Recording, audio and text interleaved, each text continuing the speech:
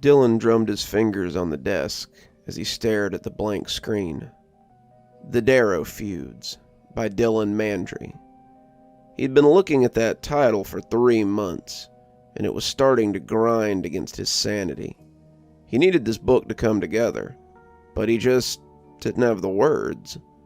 The sequel to Darrow Farm had been highly anticipated after the first one had spent 6 weeks on the New York Times bestseller list. It had been a somber tale of pioneers looking for a fresh start, and the strange and frightening neighbors they had found in the woods around Utah's Hellman Valley. People had loved his description of the farmer's daughters, especially Gloria, who had ultimately been tempted by the strange creatures who resided within the forest and decided to leave the safety of her Protestant father and his homestead. They had wanted to know what happened next for the pioneer family, and Dylan's agent had been absolutely feral for his notes on the next part of the series. Dylan had been pretty interested in the notes too, wherever they were. The fact of the matter was, Dylan had begun to come to terms with the idea that he might not have another book in him. It hadn't been so bad at first. The book was successful, selling something like 6,000 copies in the first week. He had been happy, his publisher had been happy, and his agent had been all smiles when he congratulated him on making the list. This was amazing for a first-time author, but when the book sold another 6,000 copies the week after that, Dylan was taken by surprise. Suddenly his book was being read by book clubs, discussed in literary blogs, and his agent called to tell him that the primetime show Caldermain Tonight wanted to offer him a guest spot on this Friday's show. It's a small segment, no more than 10 minutes, but it's huge for a first-time writer, his agent had assured him. After the interview, he'd gone on to sell something like 50,000 copies, and that's when the networks had taken notice. 4 months ago, he'd signed a contract with Amazon for the first season of Darrow Farm, and cashed a check larger than anything he'd ever seen. Suddenly, he could do no wrong. Suddenly, he was the industry's golden boy, and everybody wanted a word with him. He made the circuit with the show's director, and book sales continued to soar. He was on Caldermain again, plugging the show, when the notion of a sequel had first been pitched, and it had been an utter ruination for him. "So, with the success of your first book, how long before we see a sequel?" Dylan had been unable to answer, gaping like a fish before he tried to formulate something witty that wouldn't sound too unsure. I'm working on the first draft as we speak," he said, flashing the serpent's grin that seemed to be the providence of all successful writers. Who was it who'd said that all writers were liars? Probably many people, most of them as big, if not bigger liars than he was.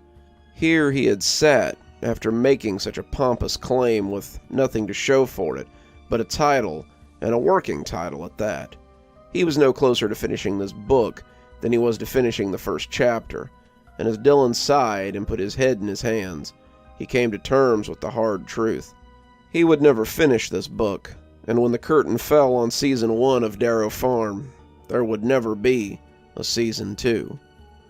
Now, said a voice from the chair in front of him. Dylan sat up quickly as he looked at the odd man who was suddenly in his study. "That's a bit bleak for someone your age." Dylan took in the odd man, his mind stuck in that strange limbo between fear and anger. How had this guy come to be in his study, a room that existed behind 2 locked doors? The locks had seemed a little needless until this point. Dylan lived in a fairly upscale neighborhood, in a 3-bedroom loft that he would probably have to move out of if he didn't get something written. He couldn't remember the last time he had heard sirens on his street, let alone heard about a break-in. The man didn't appear in need of any of his stuff, however.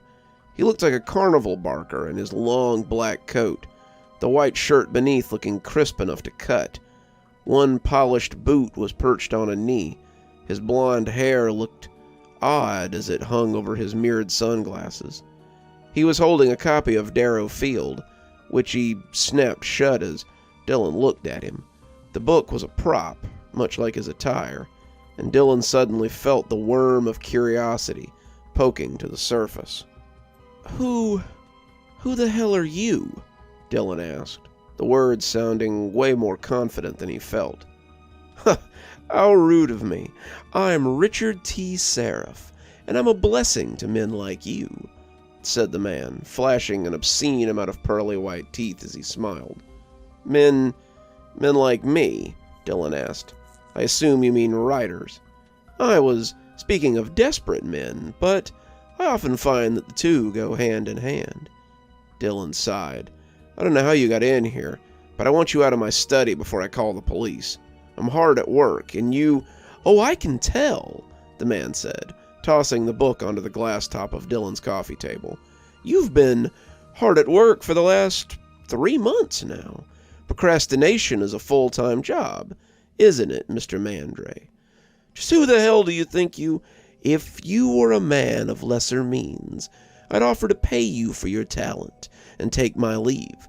But you have something that many don't, and it makes the world go round." Dylan stood up, confident now that he understood where this was going. This huckster was after his money, and Dylan was in no mood to indulge him. "Get the hell out of my house.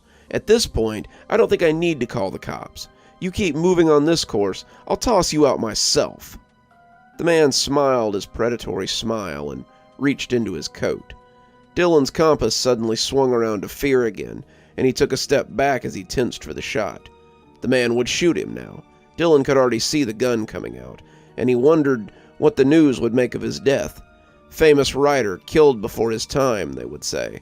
And when the thud hit his desk, he could already feel the burning in his chest.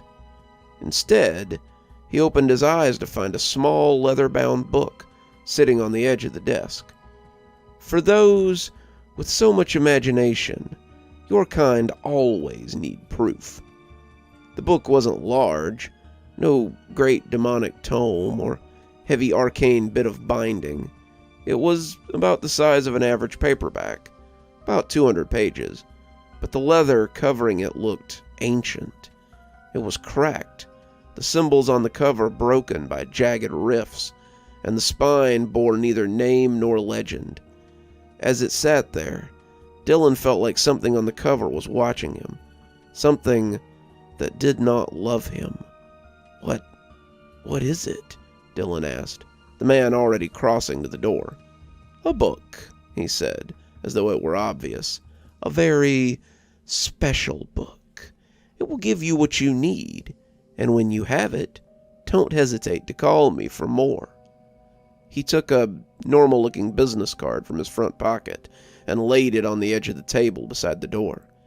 He left then, but when Dylan got up to follow him out, he found his hallway empty.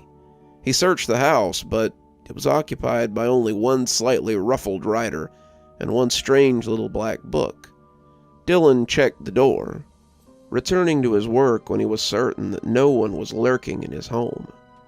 He sat in front of the computer, but his heart just wasn't in it. His eyes kept straying to that little book, and with every glance, his curiosity grew. It was nothing, just an old book, but his mind refused to believe it. It was a mystery, something new, a Pandora's box just waiting to be opened. He typed a few sentences, but immediately deleted them. He'd been doing that for months, the words sounding lame as they sat like slugs on the page. He floundered in this way for most of the afternoon, the book judging him as he played at work. More than once he started to reach for it, but always thought better. More than once he started to simply push it off the desk, but he felt sure that it would open its pages and there would be teeth waiting to bite him. In the end, he wasted another short time, and as the sun set and the day died, Dylan finally took the book in hand. He couldn't stand it anymore, and when he opened it up, he was suddenly sorry he had given in. The book made a hollow sound as it landed on the ground, but Dylan was suddenly rendered blind. An ice pick had lodged itself between his eyes, and the sudden, blinding revelation made him glad that he'd been sitting. He had experienced insight before, but this was akin to the most intimate defilement. If he could find the strength to lift his hands, Dylan imagined that he would feel his brain pattering to the carpet where a bullet had ripped through his skull. He was falling into some bright abyss from which there was no escape. And then, suddenly, it was all gone. He was sitting in his chair, his hands empty, but his mind was full. He wrote the rest of that day and well into the next, and when he emailed his agent the first 10 chapters of what he'd written, his agent's response was one of bemused confusion. "This is not a sequel to Darrow Farms," he said, when he called him 3 hours later. "Is that a problem?" Dylan asked, already guessing the answer. "If the chapters are as good as these, I doubt it will be," he said, and Dylan could hear the smile in his voice. He was sitting at his laptop again, waiting to be inspired. Roland's War had been the story of a cavalry deserter who defended a town he was settling in from a group of his old army brothers turned outlaw.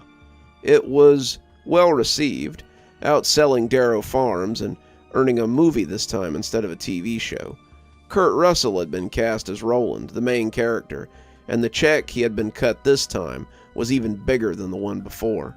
The royalties from Darrow Farms' TV show had also been substantial, and that's why he found himself here again. Amazon wanted a season 2, his publisher wanted a sequel, and Dylan, yet again, found himself trying to create straw from gold. He had written a few sentences that he liked, and a few paragraphs that he felt confident about, but he knew he would delete most of it later. The book was DOA, and he knew the likelihood of it coming out at all was slim to nil. He might as well try to write a sequel to Roland's War for all the good that would do him. As he wrote and erased, he thought again about the man in the black coat. He had looked at the business card more than once since that day a year ago, and he opened his desk drawer as he took it out and looked at it again. Richard T. Seraph and Libris Talent were printed on the front, along with a phone number. He could call him again, Dylan knew, but he had resisted up until now. He had no proof that Roland's War had anything to do with the book that Seraph had left behind. But, he thought as he hit the delete key on the better part of an hour's worth of work, he didn't have any proof that it hadn't. The phone rang only once before Dylan heard that smooth, oily voice waft through his ears. "Why, Mr. Mandry, to what do I owe the pleasure?" Dylan gulped. The man knew his number, a number he had never given him. I need more," he half whispered, and he could hear the muscles in the old demon's face as they creaked into a grin. "The price is 100,000, sent to my account that I am about to message you." A text popped up with the information to a private bank account. And when do I... But Seraph cut him off. "When the money is transferred, you will receive your book." But how long?" Dylan asked, his fingers dancing over the keys as he finished the operation. He had hit send on the money when the sound of his doorbell came from downstairs. There was a box on the doorstep, and inside was another leather-bound book. Mr. Seraph had already hung up. After 8 years, Dylan was still looking at an empty screen with the words Darrow's Feud on them. In those 8 years, he had written 5 more books, and made 5 more payments to Mr. Seraph. In 5 years, he had written 2 more cowboy dramas, a sci-fi novel that had shocked and impressed his agent and his peers, and a slice-of-life drama they had turned into a successful TV series, as well as a fantasy novel that even George R. was raving about. They had bred 3 more movies as well, and book sales in the hundreds of thousands. The name Dylan Mandry was synonymous with innovation and flexibility, and he had offers from just as many colleges as he did conventions. None of the big Ivy League ones, of course, but Dartmouth had offered him a very comfortable position if he was interested in relocating. They wanted him to teach his technique to aspiring writers, which was why Dylan had to turn them down. It would be difficult to teach a class on Get rich and outsource your ideas to a magic man with books that scramble your brains 101. His agent and his publisher had long ago stopped asking for a sequel to Darrow Farm. They had decided that he was a one-book man, and they had both made enough money off of him to be satisfied with his writing process. They were happy to take his work, and a portion of his royalties, and these days the checks were sizable enough. Though Dylan knew that soon they wouldn't be enough. Mr. Seraph's prices were akin to the pushers he had seen in his neighborhood when he was a kid. The first taste was always free, then they had you as a customer for life. Seraph's prices seemed to double with every call. 100 grand became 200 grand, became 400 grand, became 800 grand, became $1 million. I rounded it down, since you're a frequent customer, he said, and Dylan had paid it, even though it hurt to part with it. Despite being successful, he wasn't as rich as everyone thought. Giving Seraph several $1 million had hurt, and if the next payment followed suit, he would nearly be broke. The richest beggar in literature. No wonder most of them just drank it all away. He tried to resist the urge to call this time, watching the cursor blink as he tried to make the words come. Had it all been a fluke? Had he really thought that he had another book in him? Had he been so foolish as to think that he could write something that good a second time? No, he thought. The magic was still in there. It was him that was broken. He had gotten so used to taking the easy way out that he'd forgotten how the craft worked. Mr. Seraph was just another pusher, and Dylan was his loyal junkie who just kept coming back for another hit. He stared at the blinking cursor for another 10 minutes, feeling his time ticking away, before finally calling Mr. Seraph. Well, well, well, if it isn't the writer of the decade. I've heard your name bandied about with great expectation lately. Yeah, thanks for all that, but I need help with this next book. You know the price, Mr. Seraph said. $2 million in my account. Then you... I need help with a specific story this time. Seraph was quiet for so long that Dylan thought the line was dead. Hello? Hello, are you there? I need you... I'm sorry, Mr. Mandry, but that's not how it works. Dylan was speechless for a moment. How what works? I can limit you to a specific genre if you like. Most of your fame seems to be frontier dramas, but I can't help you with a particular story. It just doesn't work like that. Dylan wanted to get angry. He wanted to rant and rail at this man who had taken so much money from him, but the curiosity that had brought him to writing in the first place made him ask the question that was rolling around inside his head. How does it work? That same muscle-tightening sound, like old ropes on a mast, could be heard as Mr. Seraph flashed his crest-kid smile from the other side of the phone. Do you care? Dylan did, but he said no. Some things were better left unsaid. Mr. Mandry, how do you write across multiple genres like that? Where do you find the inspiration? Dylan hoped they couldn't see him hide his guilty smile as he buried it. Well, I find that inspiration is fickle. Sometimes it gives you a bounty, but not always what you need. I've been hoping to recapture that inspiration soon, but so far, it eludes me. Class was almost over, and he always let the students pick his brain at the end. Dartmouth had been glad to have him, and the move to New Hampshire had been easy. Dylan had been able to pack up all his possessions in a suitcase, the ones he hadn't sold. He had kept 2 suits, some day wear, his laptop, and a few books. He had come to a new city with little more than the clothes on his back. If the 5 years before had been tumultuous, then the 5 that had come after had been turbulent. He still had no sequel to Darrow Farm, but he had published 2 more bestsellers. Both had been 2 years apart, and both had been the sort of oat operas that he had started with. The first was the best of them, Flanders Holdfast, and when Amazon had asked if they could adapt it for the series, he had told them to go right ahead. They had asked if he would mind helping them with the second season when all was said and done, and he had also agreed to that. Whatever magic had produced Darrow Farm had dried up, and he had come to terms with the fact that he was dry too. The second had been only 2 years before, and that was when he'd come to terms with the fact that he'd had a problem. Margaret's sachet had sold decently, but it had come nowhere near the cost of it. That had been when Dylan had sold all his things and moved to New Hampshire. The loft he lived in, the first eds he'd collected in college, the Dickens third eds he'd had from his father, his clothes, his signature, his blood, his sperm, whatever it took to get that next hit of success. He had long ago given up on the idea that one of these hits would be the sequel he wanted, but that hardly mattered. He wanted the high of seeing his name in print, the euphoria of being in the mouths of every important person in his circle, the dizzying feeling as he looked down from his ivory tower at all the little people who wished they could be him. That's why he was working here. He needed the money. He needed it bad.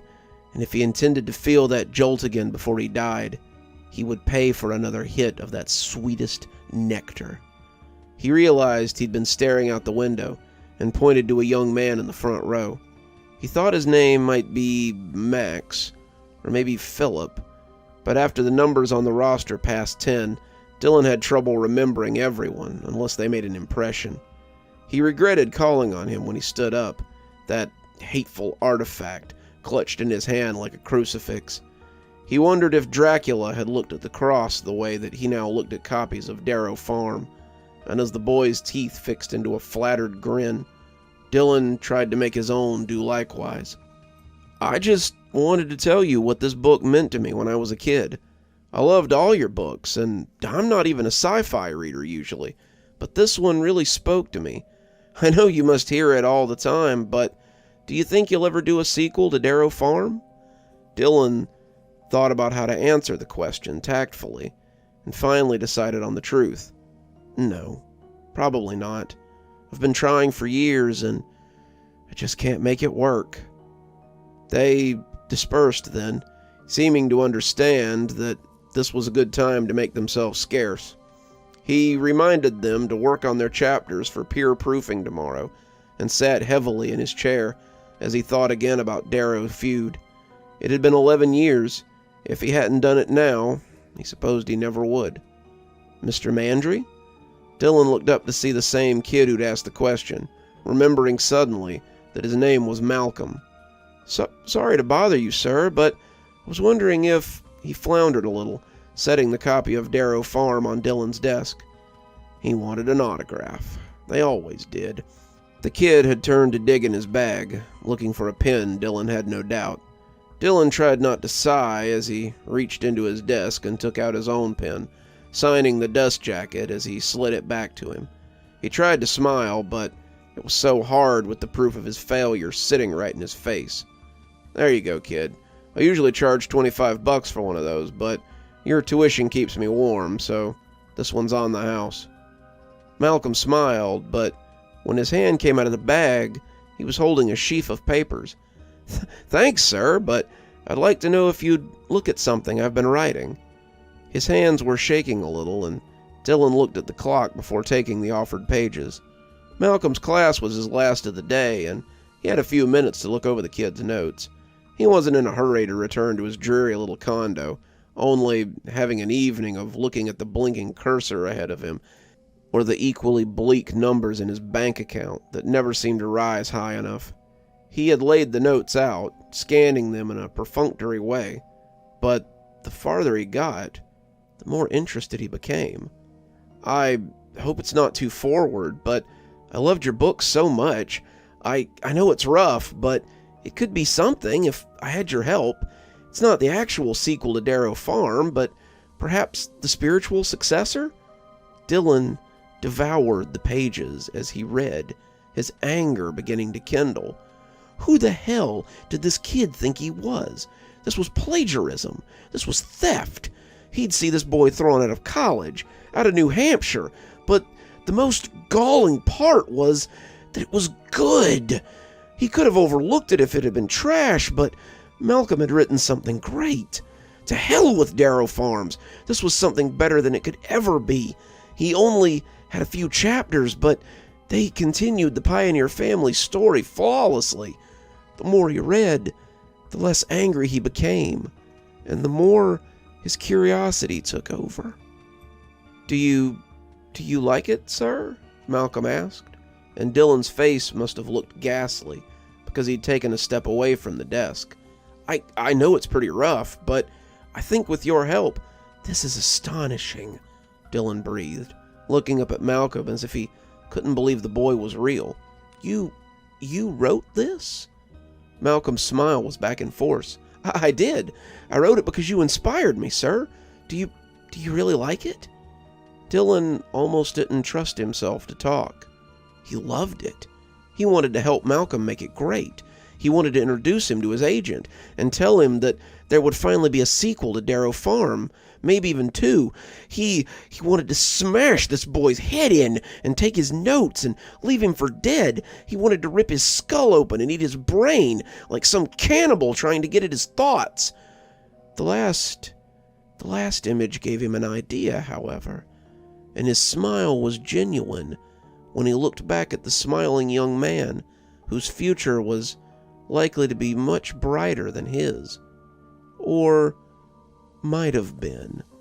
"How would you like to have dinner with me, Malcolm? We'll talk about your book, and then you can come back to my apartment and compare notes. I love what you have here, and I'm excited to get started right away." Malcolm looked as though Christmas had come early. "I'd love to, sir. Wow, you have no idea what a dream come true this is."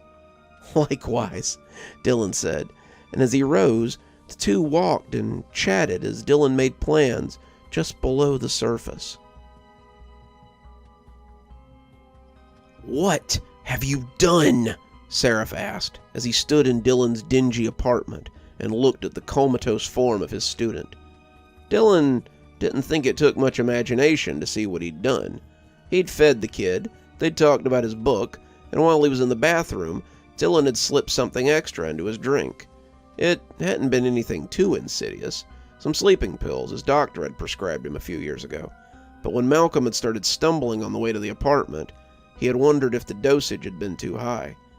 He had called Mr. Seraph after putting the sleeping kid on the couch, telling him that he had his payment, but he'd need to come and get it this time. "I don't accept cash or checks. You know that. Transfer the money to my account, and you'll want to come get this payment, Mr. Seraph. Trust me." Seraph had seemed eager to see what Dylan had for him, but now he looked mad enough to chew up nails and spit iron. As Dylan's grandfather had often said, "Is this your idea of a joke?" said Mr. Seraph, and suddenly he was in Dylan's face, the eyes behind those mirrored shades the color of piss. "No, far from it," said Dylan, standing his ground. You told me once that with my talent, you would have just paid me for it and been done with me. But I had money, so I could afford what others couldn't." "Get to the point," Mr. Seraph spat, his face still very close to Dylan's, close enough to make him afraid that he would bite him. "I take that to mean that you take these stories from other writers. I want his story. You can keep whatever else he has up there, but I want Darrow Feud. Take the rest. Take him. Take whatever you need, but I need that story." It was Mr. Seraph's turn to look taken aback, but his smile had returned. "Wake him up before whatever you gave him wears off," he said, and he took a familiar-looking book from his coat.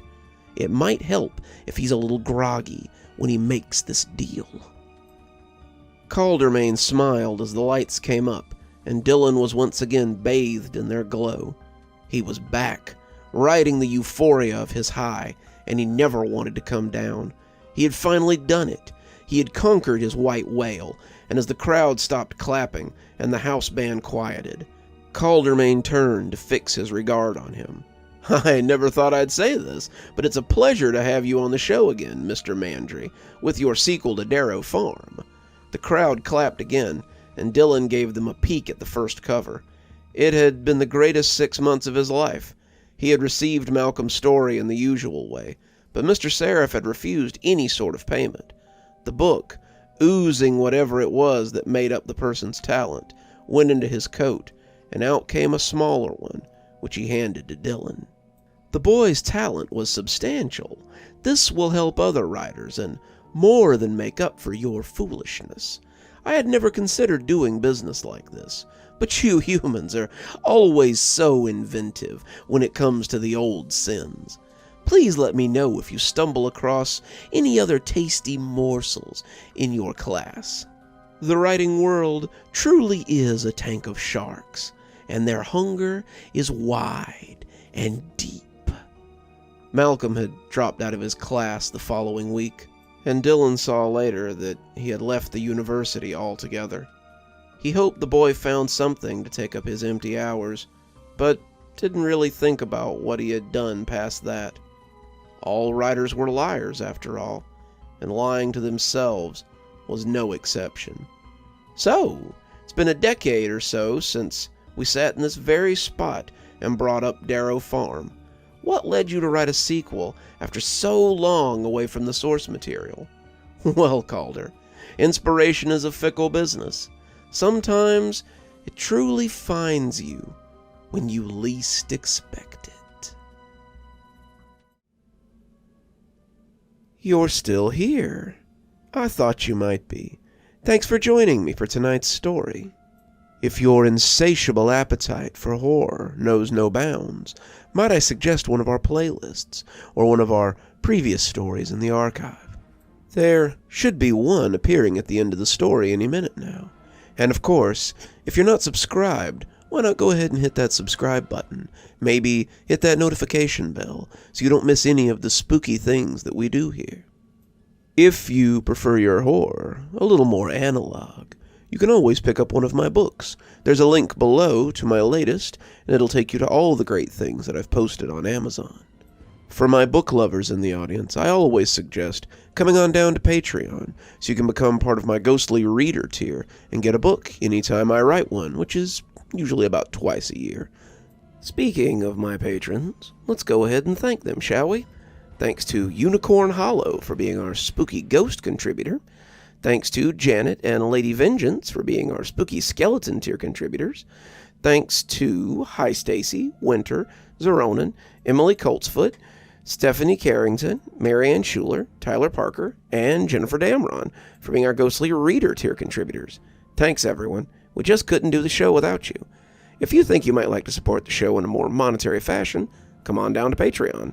I have many tiers. I'm sure you'll find one that suits you best. I always recommend the Ghostly Reader tier, since you get a signed book anytime I write one on your doorstep. But I have many tiers, and again, I'm sure you'll find one to suit you. And as always, thanks for stopping by. Dr. Plague, signing off. Have a wonderful evening.